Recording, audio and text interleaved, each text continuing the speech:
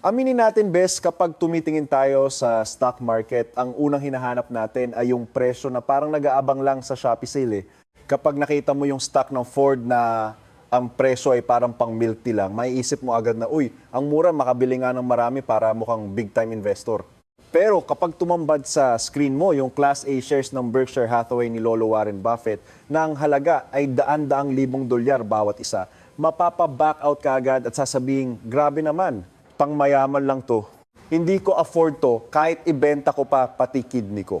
Pero bilang isang seryosong investor at hindi lang basta nakikiuso, kailangan nating basagin ang ilusyong ito na parang heartbreak lang. Ang pagiging mataas o mababa ng presyo ng isang stock ay hindi kailanman nasusukat sa kung ilang digits ang nakikita mo sa screen o kung gaano kalaki ang absolute numbers nito. Isaksak mo sa baga mo ng stock na $5 ay hindi automatikong mura at ang stock na kalahating $1,000,000 ay hindi rin automatikong mahal. Ang tunay na tanong na magbubukas ng pinto sa tagumpay at hindi sa pagiging sawi sa investment ay ito. Paano mo ba talaga malalaman kung ang isang stock ay deserve mong bilhin?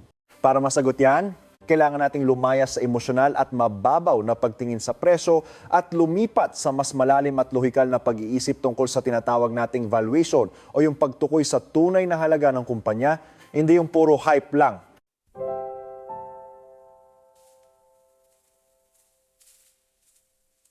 Ang konsepto ng pamumuhunan ay umiikot lang naman sa isang simpleng prinsipyo na madalas nating makalimutan dahil sa sobrang kaba kapag pula ang market. Ang presyo ay ang binabayaran mo, pero ang value o halaga ay ang nakukuha mo. Kung bibilhin mo ang buong kumpanya ng Ford sa kasalukuyang presyo nito at bibilhin mo rin ang buong Berkshire Hathaway, ang halaga ng negosyo, ang mga ari-arian nito at yung kakayahan nitong humakot ng pera sa hinaharap, ang tunay na magsasabi kung nakakuha ka ba ng steal deal o nabudol ka lang. Ito ang tinatawag nating pagtukoy sa tamang halaga dahil hindi tayo bumibili ng mga numero na parang ECG na tumatas bumababa sa chart, bumibili tayo ng bahagi ng isang tunay na negosyo na may mga empleyado at produkto. Ang goal natin dito ay hilahin ka mula sa pagiging isang price guesser o yung mga taong parang nanguhula lang ng loto patungo sa pagiging isang business valuator. Ipapakita ko sa iyo na ang pag-alam sa tunay na halaga ng isang stock ay hindi kailangan ng bolang kristal o mahika, kundi tamang pananaw at tamang gamit lang. Sa pagtatapos nito, magkakaroon ka na ng power na tumingin sa kahit anong stock at sabihin, kahit mukhang barya lang ang presyo nito, mahal pa rin to kasi walang kwenta yung negosyo o kaya naman, kahit mukhang pang high-end ang presyo nito, mura pa rin to dahil sa laki ng kikitain nito sa hinaharap. Para hindi sumabog ang brain cells mo sa mga komplikadong terminong pinansyal, isipin muna natin yung sikat na online game na World of Warcraft. Sa loob ng larong to may tinatawag na auction house kung saan ang mga players ay nagbebenta at bumibili ng mga virtual na armas at kung ano-anong kagamitan. Bilang isang player na hindi naman noob, alam mo na ang isang partikular na magic sword ay karaniwang nagkakahalaga ng 100 gintong barya dahil yun ang takbo ng supply at demand sa loob ng laro.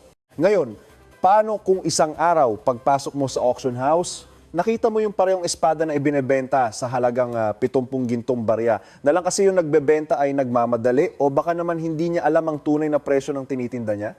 Ano ang gagawin mo? Siyempre, bibilhin mo yan agad, di ba? Hindi dahil gusto mong maging warrior, kundi dahil alam mong nakakuha ka ng malaking diskwento. Bibilhin mo sa halagang 70, tapos pwede mo itong ibenta bukas sa halagang 100. Ito ay isang napakasimpleng halimbawa, pero ito ang mismong puso ng value investing na ginagawa nating parang pang-araw-araw na usapan lang kahit mukhang pang Wall Street. Ang ginawa mo sa World of Warcraft ay ang eksaktong aplikasyon ng tinatawag sa Wall Street na margin of safety. Ito yung puwang o gap sa pagitan ng tunay na halaga ng isang bagay at ng presyong binayaran mo para dito. Sa halimbawa natin, ang tunay na halaga ay 100, ang binayaran mo ay 70, yung 30 gintong barya na diferensya, yun ang yung margin of safety. Bakit ba ito mahalaga? Kasi kahit magkamali ka ng konti sa iyong pagtatansya halimbawa, biglang bumagsak ang presyo ng espada sa 70, kumita ka pa rin ng 20. Sa stock market, ganito rin ang diskarte ng mga pinakamahuhusay na investor sa mundo, hindi sila padalos-dalos, hindi sila bumibili ng stock dahil lang sikat ito o dahil pinag-uusapan sa balita ng mga vlogger. Bumibili sila dahil kinuwenta nila ang tunay na halaga ng kumpanya at nakita nilang ibinebenta ito ng stock market sa presyong mas mababa kaysa sa halagang yun. Sa ganitong mindset, ang pamumuhunan ay hindi na nagiging sugal o isang aktibidad na panghenyo lang. Nagiging isa na lang itong mas mataas na antas ng paghahanap ng bargain o pagbili ng mga bagay na nakasale. Mula sa sapatos, gadgets hanggang sa mga kumpanya, iisa lang ang prinsipyo, huwag magpabudol sa presyo. Ngayong medyo napalambot na natin ang konsepto at naging pamilyar ka na sa ideya ng paghahanap ng diskwento, oras na para i-upgrade ang ating kaalaman at pumasok sa mas teknikal na aspeto ng pagtukoy ng halaga ng mga kumpanya. Paano nga ba natin kinukwenta yung 100 gintong barya na tunay na halaga pagdating sa mga totoong negosyo tulad ng Apple, Microsoft o Coca-Cola? Dito na papasok ang iba't ibang paraan ng valuation. Walang isang magic formula na magbibigay sa iyo ng perpektong sagot na parang kodigo sa exam. Sa halimbawa, mayroong mga lenses o lente na maaari nating gamitin para silipin ang kalusugan at halaga ng isang negosyo. Tatalakayin natin ang 3 pangunahing paraan na ginagamit ng mga pro ang relative valuation, ang discounted cash flow o DCF, at isang hybrid na modelo na mas praktikal gamitin sa totoong buhay. Ang bawat isa sa mga ito ay may sariling hugot, kalakasan, at kahinaan. Pero kapag pinagsama-sama mo ang pag-unawa sa mga ito, magkakaroon ka ng isang napakatibay na pundasyon. Handa ka na bang matutunan ang unang paraan?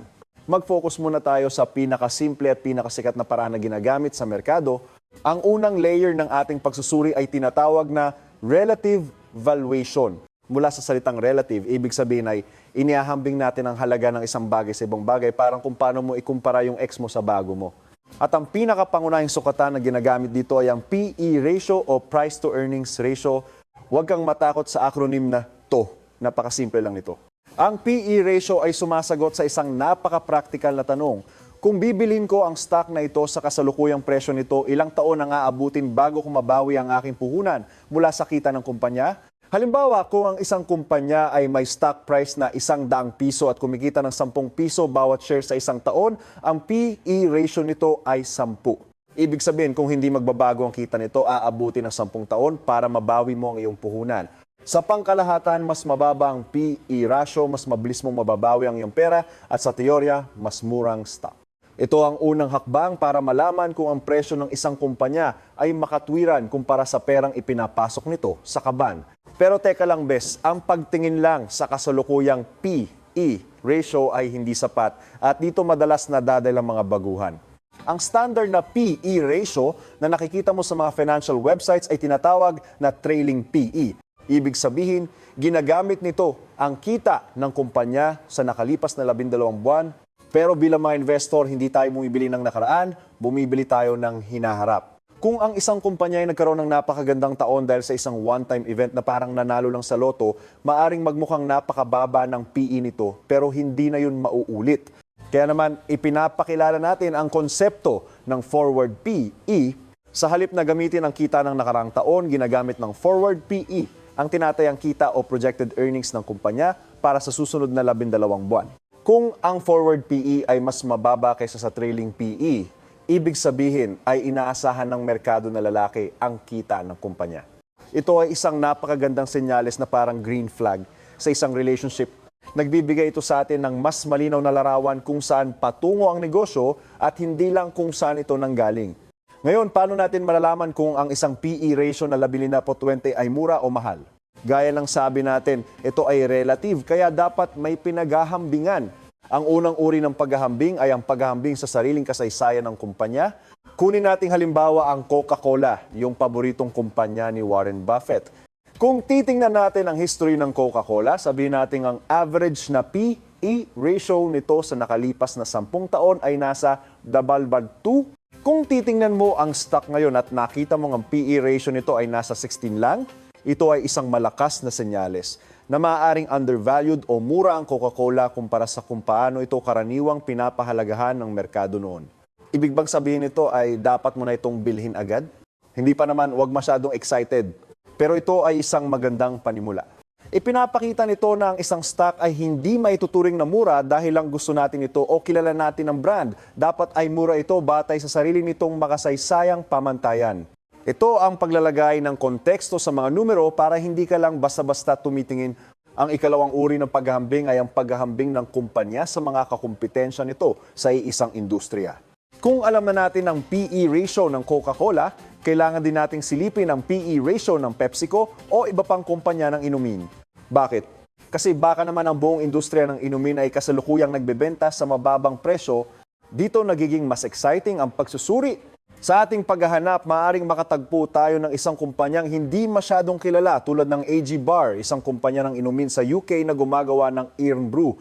Habang sinusuri mo ang Coca-Cola, baka mapansin mo na ang AG Bar ay may mas magandang balance sheet, mas mabilis na paglago ng kita at higit sa lahat, nagbebenta sa mas mababang P/E ratio kumpara sa Coca-Cola at Pepsi. Ang layunin ng bahaging ito ay ipahiwatig sa iyo na ang pagsusuri sa isang kumpanya ay kadalasang nagbubukas ng pinto sa iba pang at minsan ay mas kaakit-akit na mga oportunidad. Ang isang matalinong investor ay laging naghahanap ng pinakamagandang deal sa buong palengke, hindi lang doon sa paborito niyang tindahan na suki na siya. Ang pagtuklas sa AG Bar habang sinusuri ang Coca-Cola ay nagtuturo sa atin ng isang mahalagang aral. Ang pamumuhunan ay nangangailangan ng kakayahang maging flexible at open-minded, hindi yung parang sarado ang isip sa iisang tao lang. Minsan nagsisimula tayo sa isang hypothesis o ideya na ang Coca-Cola ay isang magandang bilhin. Pero sa paglipat natin sa mga numero at paghahambing sa mga kapitbahay nito sa industriya, natutuklasan natin na mayroong mas magandang opsyon na nagtatagulang pala sa paningin. Hindi tayo dapat maging masyadong emosyonal na nakakabit sa isang brand. Kung ang data ay nagtuturo sa atin patungo sa isang mas maliit na kumpanya na may mas matibay na pundasyon at mas murang presyo, doon tayo dapat pumunta. Ito ang dahilan kung bakit ang relative valuation ay isang napakalakas na tool. Pinipilit tayo nitong tumingin sa paligid at huwag maging bulag sa iisang stock lang. Ipinapakita nito na ang halaga ay palaging may konteksto, at ang pinakamahusay na mamumuhunan ay yung mga walang pag-iimbot na sumusunod kung saan sila itinuturo ng matematika at lohika patungo sa pinakamataas na potensyal na kita. Ngayon, habang nagsisimula kang mag-isip na, madali lang pala, hahanap lang ako ng mga kumpanyang may mababang P/E ratio, kailangan nating ihinto ang ganyang pag-iisip bago ka pa mapahamak. Dito natin ibabaling ang manibela. Ang pag-alam sa relative valuation ay hindi sapat. At ito ay isang napakahalagang punto sa ating pag-aaral. Ang pagtukoy sa tamang presyo ay kalahati lang ng laban, ang kabilang kalahati ay ang pagbili nito na may margin of safety. Gaya ng itinuro ni Warren Buffett at ng kanyang mentor na si Benjamin Graham, hindi mo dapat bilhin ang isang kumpanya sa eksaktong kinuwenta mong halaga nito. Kung ang halaga ng kumpanya ay ₱100, huwag mo itong bilhin ng ₱100, bilhin mo ito ng 70 o 80 piso. Bakit? Kasi ang hinaharap ay hindi tiyak at puno ng sorpresa. Maaring may mangyaring pandemya, maaring magbagong teknolohiya, o maaring nagkamali ka lang talaga sa iyong mga kalkulasyon dahil tao ka lang. Ang margin of safety ang iyong unan o salo kapag bumagsak ka. Ito ang nagbabago sa pamumuhunan mula sa pagiging isang paghula ng tama patungo sa pagiging protektado kahit magkamali ka.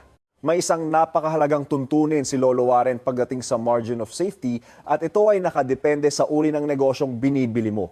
Kung ang negosyo ay napakadaling intindihin at napaka-stable tulad ng pagbebenta ng soft drinks, toothpaste o sabon, ang mga kita nito sa hinaharap ay madaling hulaan. Sa mga ganitong predictable na kumpanya, maaari kang tumanggap ng mas mababang margin of safety, marahil 15% hanggang 20% na diskwento ay sapat na. Pero kung ang negosyo ay napakakomplikado, pabago-bago at mahirap intindihin tulad ng mga bagong kumpanya sa teknolohiya, biotechnology o artificial intelligence ang hinaharap, ay malabo pa sa usapan nyo ng crush mo. Sa mga ganitong kaso, hindi sapat ang basta-bastang pagtaas ng iyong margin of safety hanggang 50%. Minsan, ang pinakamagandang desisyon ay ang tuluyan na itong iwasan. Ito ang nagtataas sa usapang ito mula sa simpleng pag-aaral ng formula patungo sa pag-aaral ng tamang pag-iisip sa pagpili. Hindi lahat ng kumpanya ay karapat-dapat sa iyong pera kahit gaano pa kalaki ang diskwento kung hindi mo naman naiintindihan kung paano sila kikita sa susunod na dekada. Bago tayo magpatuloy sa mas malalim na paraan, kailangan natin gumawa ng self-critique o pagpuna sa ating unang pamamaraan para hindi tayo magmukhang tanga. Ang relative valuation ay may malaking kahinaan na dapat mong malaman. Maaari ka nitong linlangin kung ang buong industriya na tinitingnan mo ay nasa loob ng isang bubble o nakakaranas ng matinding overvaluation.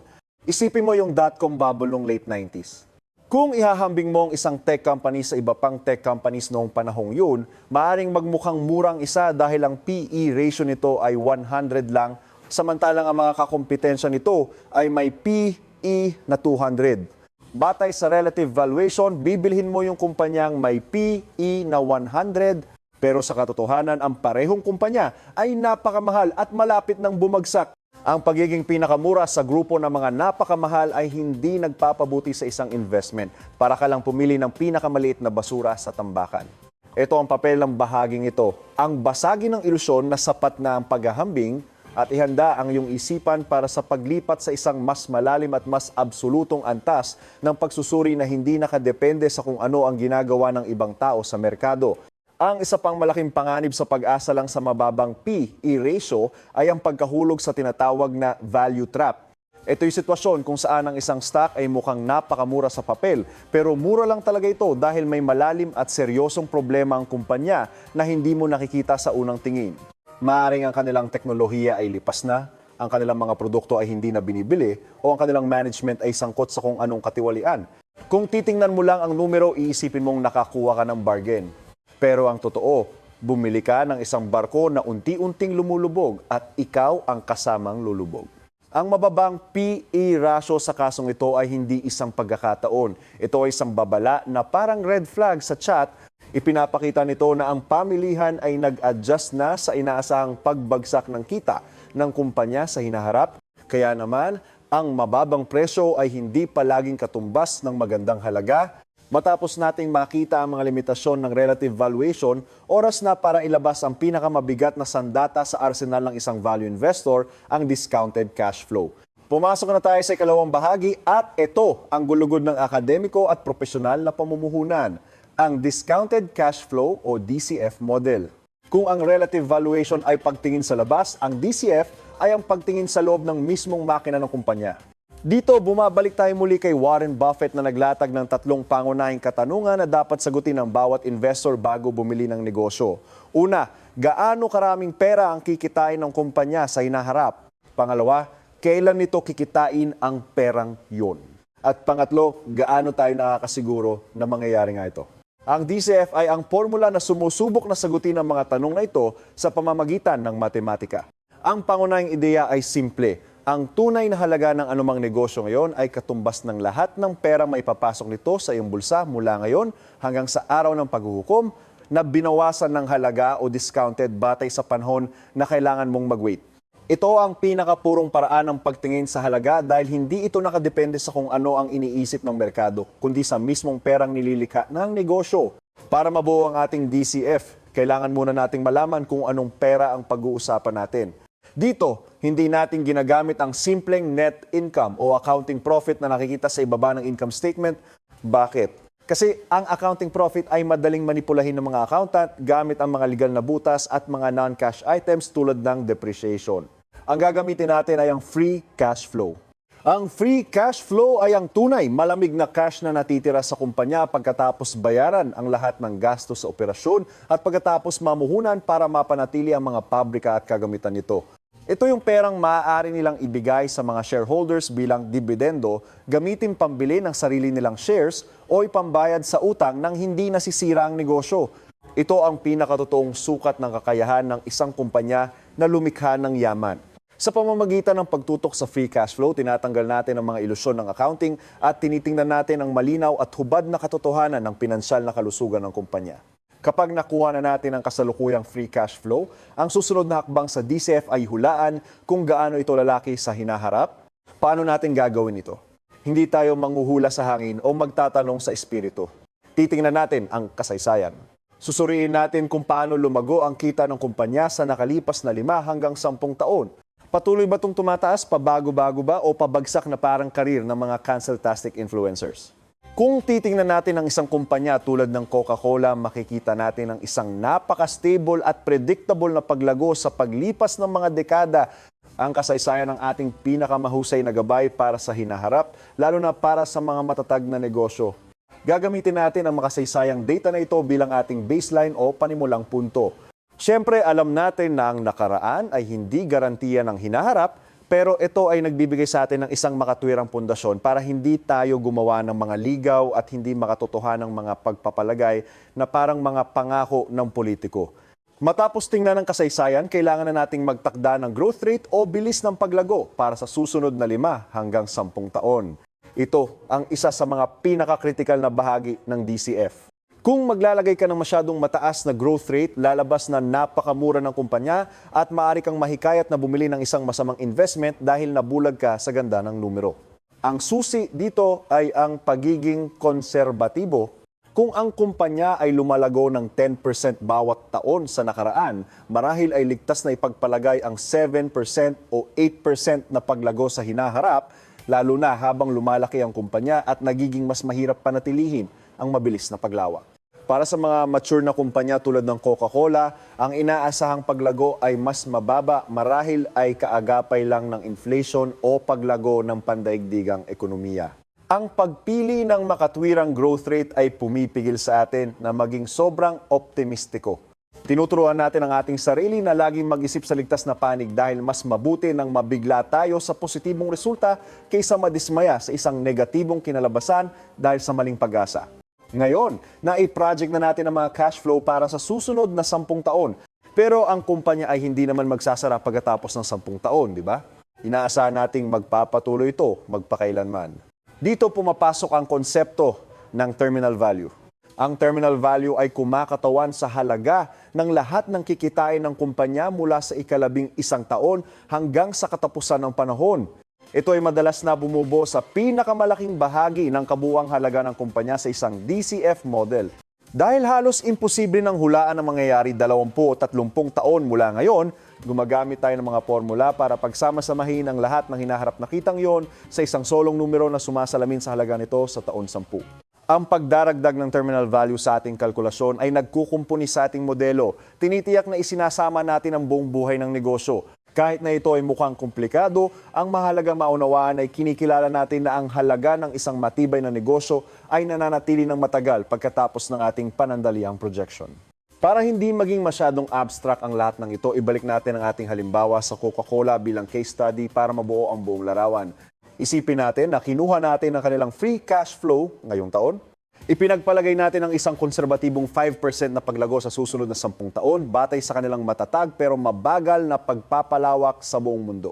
Pagkatapos kinuwenta natin ang kanilang terminal value sa pag-aakalang patuloy silang lalago ng 2% bawat taon magpakailanman kaagapay lang ng inflation. Pagsasamahin natin ang lahat ng projected cash flows na to, pero hindi natin pwedeng basta-basta idagdag ang mga ito na parang nagbibilang lang ng barya.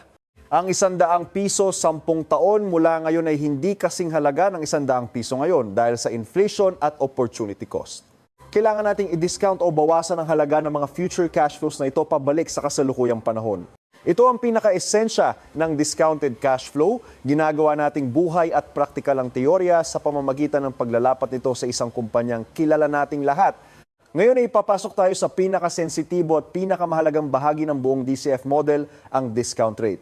Ang discount rate ang porsyento na ginagamit natin para bawasan ang halaga ng perang kikitain sa hinaharap.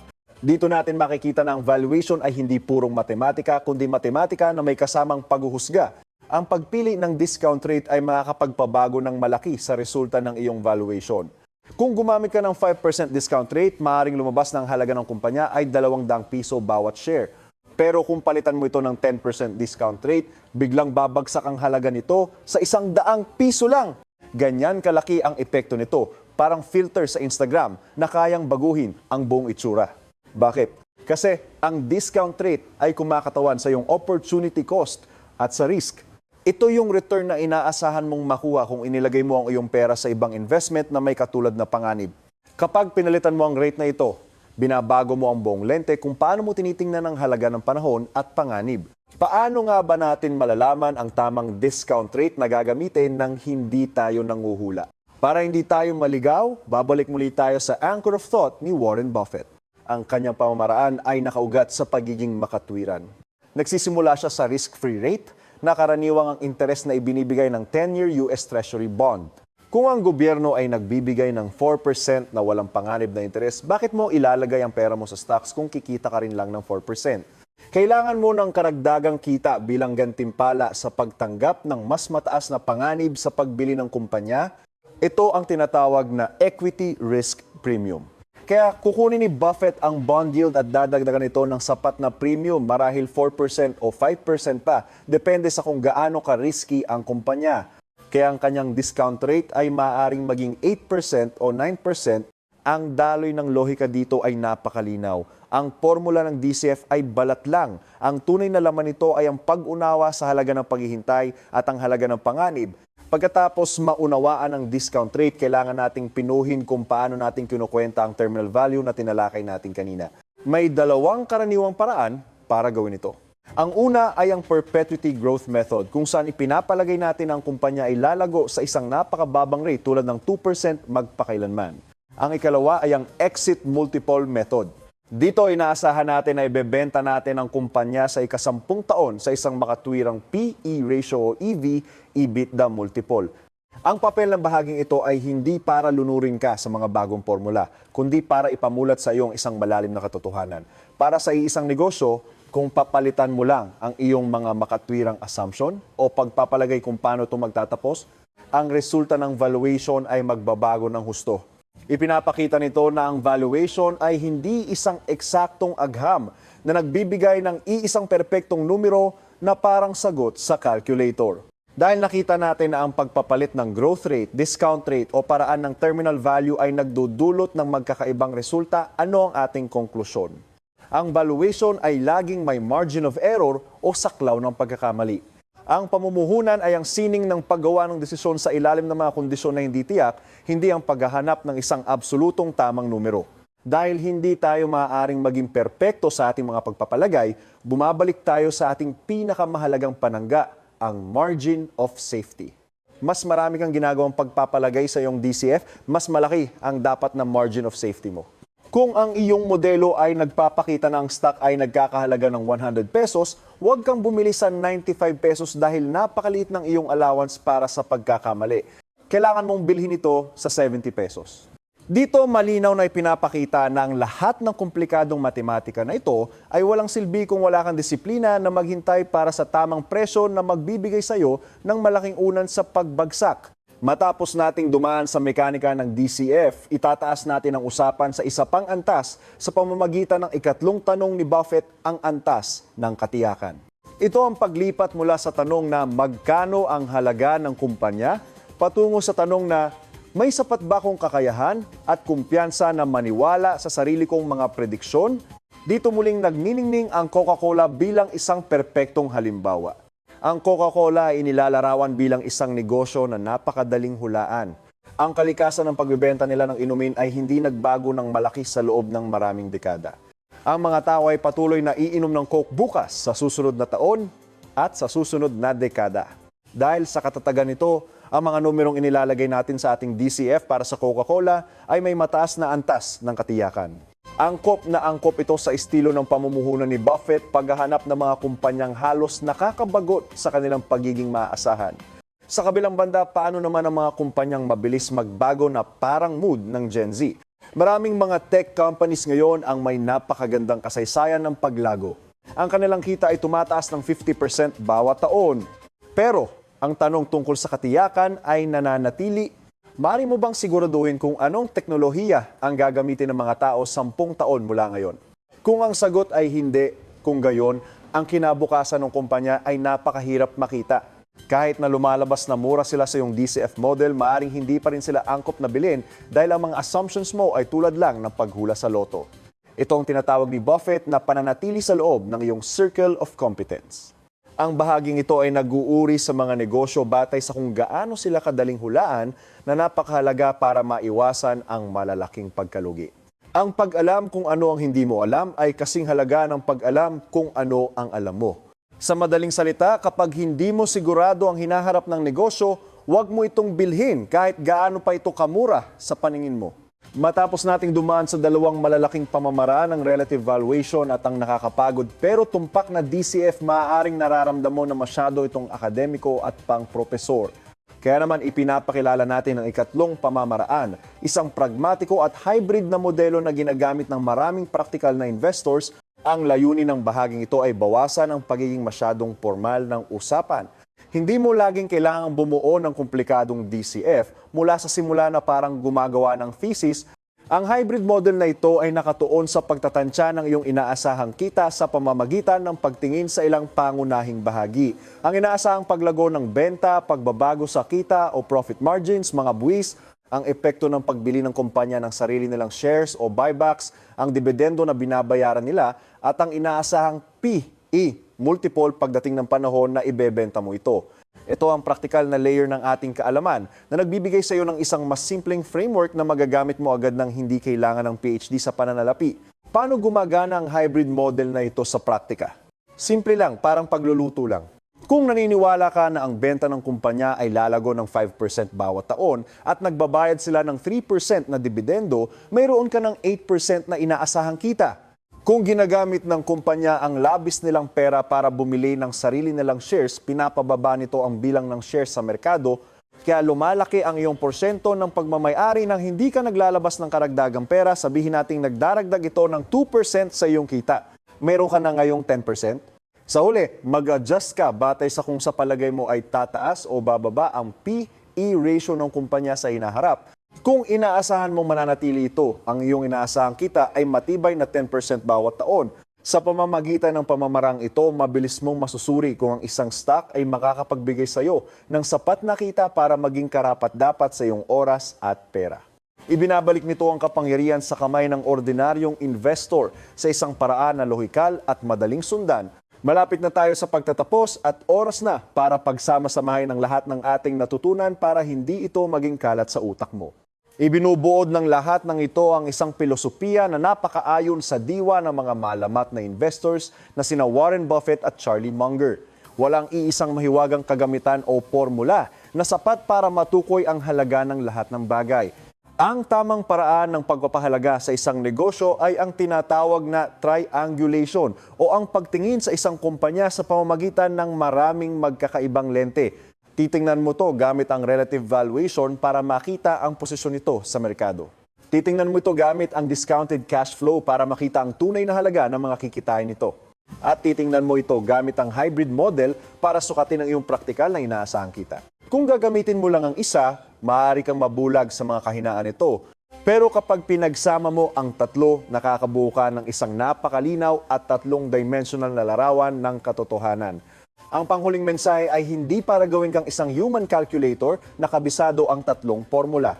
Ang tunay na layunin ay ituro sa iyo ang isang pangunahing prinsipyo ng matagumpay na pamumuhunan. Ang isang magandang investment ay nangyayari kapag ang iba't ibang paraan ng pagtingin ay humahantong sa iisang konklusyon.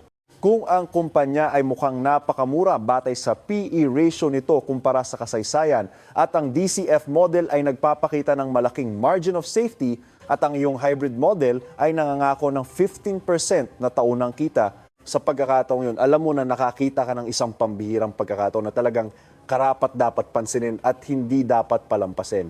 Ang matalinong pamumuhunan ay hindi tungkol sa paghahanap ng iisang tamang numero. Ito ay tungkol sa convergence o pagsasama-sama ng maraming katotohanan na nagtuturo sa parehong direksyon.